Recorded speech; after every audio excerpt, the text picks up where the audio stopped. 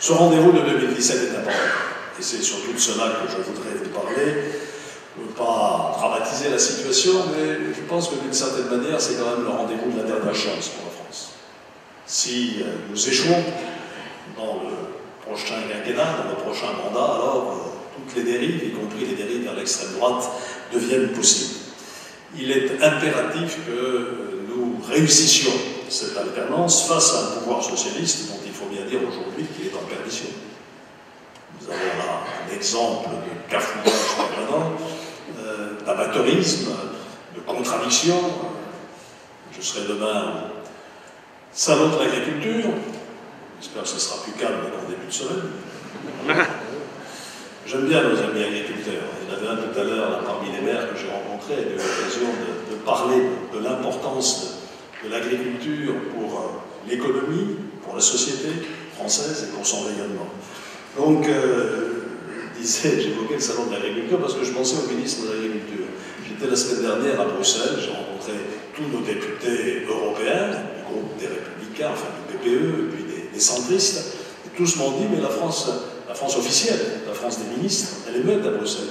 C'est pas étonnant. Nous avons un ministre de l'Agriculture qui a raté pratiquement 1 sur 2 des réunions du Conseil des ministres de l'Agriculture européen. C'est là que ça se passe. C'est là que la voix de la France doit se faire entendre de manière forte pour défendre nos intérêts. Monsieur Le Foll a brillé par son absentéisme, mais ce n'est que l'un des symptômes de cette façon dont la France est gouvernée aujourd'hui. Et quand on essaye de réfléchir à la raison pour laquelle ils se plantent si souvent, je crois qu'il y en a une qui s'impose, c'est qu'ils sont en train d'essayer de faire une politique qui est exactement le contraire de celle pour laquelle ils ont été élus.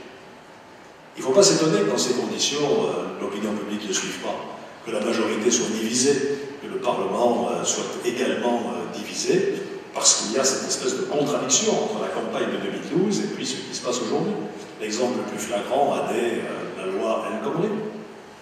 Je souhaite d'ailleurs un bon établissement à Mme El Khomri, mais cette loi, ce n'est pas du tout ce qui était dans l'esprit de la campagne de 2012. Et donc l'électorat socialiste et les parlementaires socialistes sont aujourd'hui complètement tourneboulés. Moi je vous le dis, si on veut rétablir la confiance entre le peuple et ceux qui sont appelés à le diriger, il faut dire la vérité. Il faut sortir de cette contradiction permanente qui fait qu'on annonce quelque chose et qu'on fait le contraire.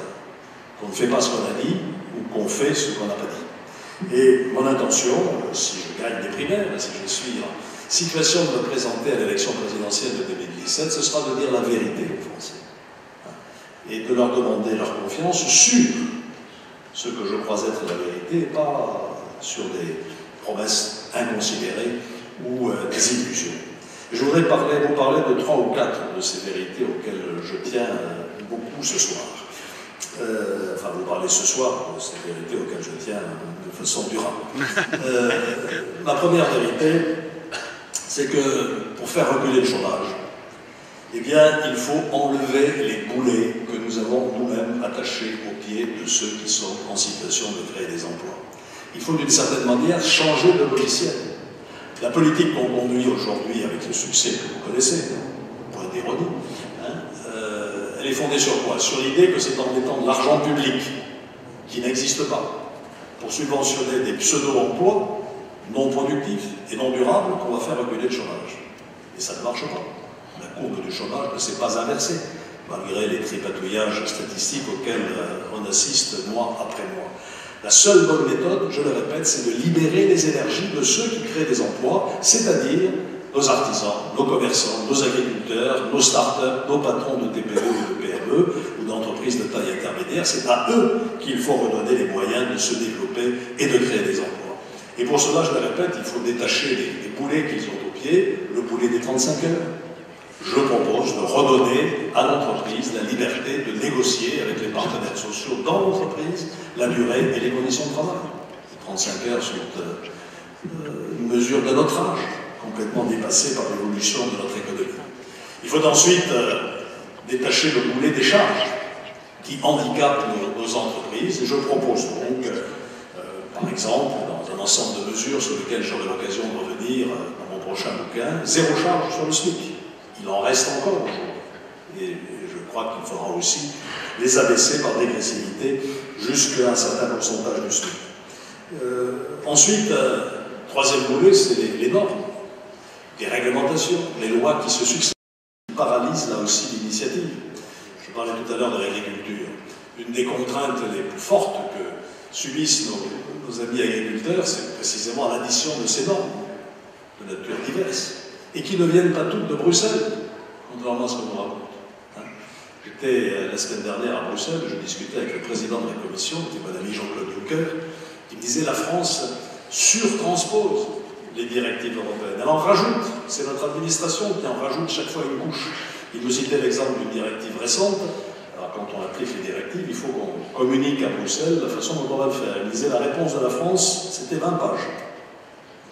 La réponse de la Pologne, c'était une demi-page. Voilà comment nous travaillons, nous en rajoutons en permanence. Il faudra arrêter cette prolifération des normes, et moi je m'engage à avoir un véritable moratoire des normes, en particulier sur l'agriculture. Ensuite, autre boulet, les freins à l'embauche. Je ne rencontre pas un seul patron de PME qui me dise « bon, je pourrais embaucher ».